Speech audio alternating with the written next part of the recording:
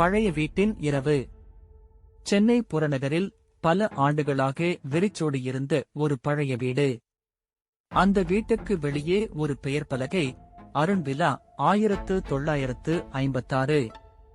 ஒருநாள் விஜய் என்ற இளைஞர் அந்த வீட்டை குறைந்த வாடகைக்கு வாங்கி அங்கே ஒரு இரவு தங்க முடிவு செய்தார். அந்த இரவு 12 மணி கடக்கும்போது வீட்டில் தானாகவே கதவுகள் திறந்தன.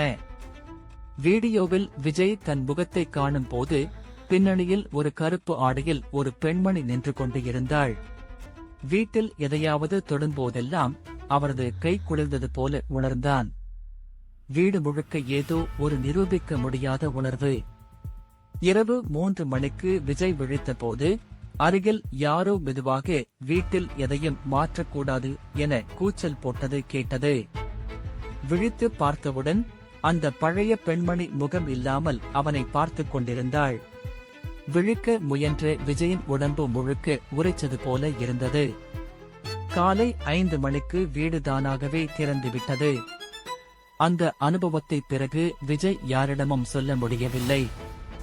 ஆனால் அடுத்த நாள் அந்த வீடு மறுபடியும் வெறிச்சோடி காணப்பட்டது.